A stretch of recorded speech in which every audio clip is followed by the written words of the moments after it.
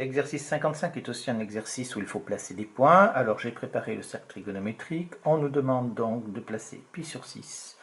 Donc pi sur 6, il est ici. Une fois qu'on connaît, après c'est assez rapide. 5 pi sur 4. Alors les pi sur 4, j'en ai 1, 2, 3, 4, 5 pi sur 4. Donc je suis ici. Ensuite, moins 2 pi sur 3. Donc je pars de 0. Moins pi sur 3. Moins 2 pi sur 3. Ensuite, moins pi. Bon, moins pi, on part de 0. Ici, on est à moins pi à cet endroit-là. Ensuite, 9 pi sur 4. Alors, 9 pi sur 4, 1, 2, 3, 4, 5, 6, 7, 8 et 9. Je me retrouve ici à 9 pi sur 4. Moins 7 pi sur 2. Alors, moins 7 pi sur 2, il faut tourner dans ce sens-là. Moins pi sur 2, moins 2. 3, 4, 5, 6, 7, moins 7 pi sur 2 ici. 19 pi sur 6. Alors, les pi sur 6, donc on en a pi sur 6, ça veut dire qu'on en a 6 dans un demi-tour, donc on en a 12 dans un tour complet. Donc il m'en faut 19, donc j'en ai 12. 12 plus 6, ça nous en fait 18, plus 1, 19. Je suis donc là. Vous voyez, c'est assez rapide, hein. Et moins pi sur 6, bon là c'est évident, il est là. Et enfin 6pi, 6pi c'est un nombre pair de pi, donc on est ici. Dans cet exercice 60, on veut voir si deux réels correspondent sont associés au même point du cercle. Alors on va reprendre la méthode qu'on avait vue dans un exercice précédent, c'est-à-dire qu'en fait on fait la différence entre les deux abscisses curvilignes et on regarde si ça correspond à un nombre entier de tours, c'est-à-dire un nombre entier de fois 2pi. Alors ici, ça me fait donc 25 pi sur 6, moins 1 pi sur 6, ça fait 26 pi sur 6. Alors vous pouvez le mettre sous forme de tour, ou vous pouvez tout simplement le faire à la calculatrice. Moi je le fais à la calculatrice, mais enfin, c'est pas évident. 4,33 pi. Donc ça ne fait pas un nombre entier de tours, donc on n'est pas sur le même point là, qui est associé. Donc la réponse est non ici. Si je prends les deuxièmes mesures, c'était donc 41 pi sur 3.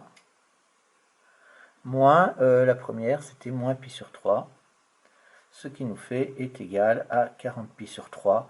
Ici aussi, si on fait à la calculatrice, ça ne tombe pas juste, on obtient 13,33 pi, donc ça ne correspond pas à un tour complet, donc ça fait non également. Si je prends la troisième mesure, c'était 23 pi sur 5 moins 2 pi sur 5. Ce qui nous fait donc 21 pi sur 5. Ici, c'est pareil, on obtient, ça nous fait 4,2 fois pi, ce qui ne fait pas un nombre de tours complet. Donc, ça fait non. Si on prend la quatrième mesure, c'était 13 pi sur 4, moins 3 pi sur 4. Ce qui nous fait donc est égal à 16 pi sur 4. 16 pi sur 4, ce qui nous fait 4 pi. 4 pi, ça nous fait donc 2 fois 2 pi, et donc ça fait 2 tours. Donc là, c'est bon, on a des tours complets, et donc là, la réponse est oui, les deux réels sont associés au même point. Le cinquième, on nous demande 16 pi sur 2 et 0. Alors là, c'est très simple, hein, il suffit de dire que 16 pi sur 2, ben, c'est égal à 8 pi. Donc ici, ça nous fait, donc c'est oui, la réponse est oui, puisque on a fait donc 4 tours. Et enfin, le dernier, c'est 12 pi sur 7. 12 pi sur 7, moins 5 pi sur 7. Ça nous fait donc est égal à 7 pi sur 7. Ce qui nous fait égal pi, et ça correspond à un demi-tour seulement. Donc la réponse est non, on n'a pas un certain nombre de fois 2pi entre les deux, donc ça ne peut pas fonctionner. On passe au dernier exercice, qui est donc l'exercice 57, où on a un octogone régulier qui est inscrit dans le cercle ici, avec les points. A, B, C, D, E, F. On est bien d'accord qu'on a 2 pi pour la totalité, qu'on a donc divisé en 8. On est donc avec les pi sur 4 ici. Alors, on nous demande de placer enfin, on nous donne un certain nombre de réels et on nous demande de savoir à quel point ça correspond. Alors, moi, j'ai préparé un tableau comme ça pour les 2 questions. Hein. On va d'abord placer le point et après, on va donner la mesure, enfin, l'abscisse curviligne dans l'intervalle 0 de pi et dans l'intervalle moins pi et pi. Alors, on commence par les points.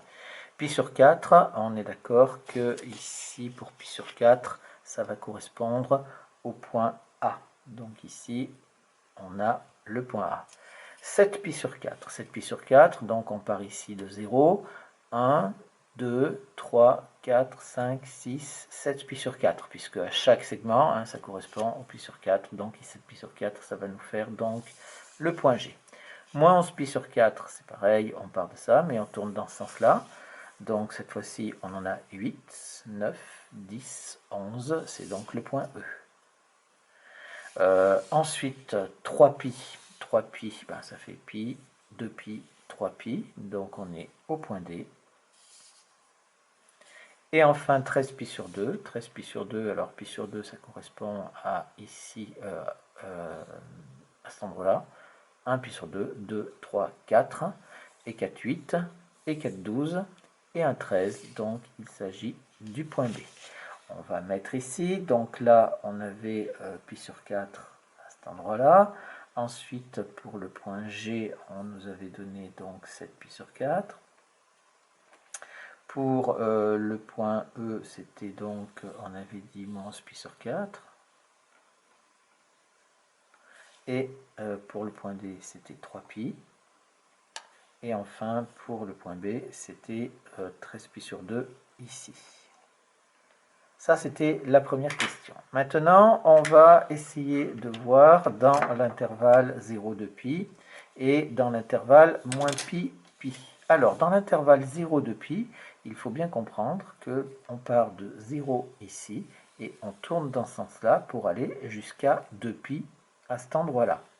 Et on ne peut pas il faut vraiment rester dans 2 pi. C'est-à-dire qu'on ne peut pas, si on part de 0 pour aller jusqu'à 2 pi, on ne va pas tourner dans le sens négatif. Hein, on va toujours tourner dans ce sens-là. Donc, regardons un petit peu ce qui se passe. Pi sur 4, eh bien, on est bon, c'est dans l'intervalle 0 de pi, c'est-à-dire qu'on va conserver ici pi sur 4 aussi dans l'intervalle 0 de pi. On va faire aussi dans l'intervalle moins pi, pi. Donc, moins pi, c'est ici, et pi, c'est là. Alors, quand on fait dans l'intervalle moins pi, pi, par contre, on partira de là, et on fera le tour comme ça. Il y aura 2 façons de faire. Pour l'instant, dans l'intervalle 0 de pi, on avait donc notre pi sur 4. Si on est dans l'intervalle moins pi jusqu'à pi, donc je pars d'ici, et je vais aller jusqu'à pi aussi, donc je pars de moins pi, j'arrive à 0, j'arrive à pi sur 4, je vais conserver pi sur 4 aussi. On va faire dans les autres un petit peu séparément. Pour 7 pi sur 4, 7 pi sur 4, on est ici. On voit bien que si je pars de 0 et que je vais jusqu'à 2 pi, c'est bon. En plus, on voit bien que 7 sur 4 est plus petit que 2, donc on a aussi 7 pi sur 4 ici. Si on place dans l'intervalle moins pi, pi, alors à ce moment-là, ça ne peut pas aller, parce que vous voyez que quand on va ici de moins pi, on va de moins pi, donc là on est encore dans les négatifs, là on passe à 0, et là on passe dans les positifs. Une autre façon de voir aussi, c'est de partir de 0 ici, et de faire une graduation. Alors regardez, je vais mettre ici les graduations dans l'intervalle 0 de pi, et alors dans l'intervalle 0 de pi on part de 0, on va avoir pi sur 4 ici, donc là, je vais avoir pi sur 4. Là, je vais avoir 2 pi sur 4. Ou pi sur 2. Là, je vais avoir 3 pi sur 4. Là, je vais avoir pi. Là, je vais avoir, donc, du coup, ça nous en fait 1, 2, 3, 4. Ça nous fait 5 pi sur 4. Ici, je vais avoir 3 pi sur 2. Et ici, je vais avoir 7 pi sur 4 qui est mis comme ça. Si je me place dans l'intervalle moins pi, pi, alors ici, je vais le faire en marron, je vais partir j'ai deux possibilités, c'est-à-dire soit je peux partir de 0 en allant ici vers moins pi, et puis de 0 pour aller vers pi, c'est ce qu'il y a de plus pratique. On va donc avoir des valeurs positives pour les abscisses curvilignes en haut, et des valeurs négatives pour l'abscisse curviligne en bas. Et là, je vais avoir dans l'intervalle moins pi pi, donc ici je prends cette couleur-là, là je vais être à moins pi sur 4, là je vais être à moins pi sur 2, ici je vais être à moins 3 pi sur 4, et ici je vais être à moins pi, ça c'est marqué. Par contre, si je continue de l'autre côté, je vais conserver pi sur 4 ici, je vais conserver pi sur 2 ici aussi, je vais conserver mon 3 pi sur 4 qui va être là aussi, et là je vais avoir donc pi qui va être ici. Donc voilà ce que ça va donner si on récapitule un petit peu en prenant pour chacun des cercles, des intervalles que l'on nous donne. Alors je prends pour pi sur 4, on obtient pi sur 4 que ce soit dans 0,2 pi ou dans l'intervalle moins pi pi. Pour cette pi sur 4, alors cette pi sur 4, vous voyez on l'avait ici, on a 7 pi sur 4 pour l'intervalle 0,2 pi, mais par contre on a moins pi sur 4 ici pour l'intervalle moins pi pi. Pour moins 11 pi sur 4, moins 11 pi sur 4 c'était ici. On avait donc dans l'intervalle 0,2 pi, c'est en rose, ça nous fait donc 5 pi sur 4 ici. Et dans l'intervalle moins pi pi, à ce moment-là, on avait moins 3 pi sur 4. Vous voyez que les mesures ne sont pas tout à fait les mêmes. Pour le point D, alors on a donc 3 pi, on est donc dans l'intervalle 0,2 pi, on est à pi à cet endroit-là. Et quand on est dans l'intervalle moins pi pi, on est également à pi, faites attention, hein, pi est compris, moins pi n'est pas pris.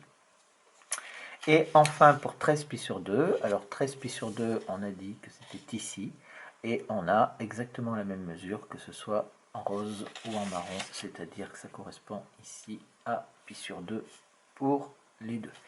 Très important cet exercice, parce qu'en fait, quand on vous demande dans l'intervalle moins pi pi, on voit que dans le paragraphe suivant, que ça correspondra à la mesure principale, c'est-à-dire qu'on essaiera autant que possible de donner les mesures dans cet intervalle de moins pi jusqu'à pi, c'est-à-dire tout ce qui est en bas du cercle va être négatif, va avoir des abscisses curvilignes négatives, et tout ce qui est dans le demi-cercle supérieur va avoir des abscisses curvilignes positives.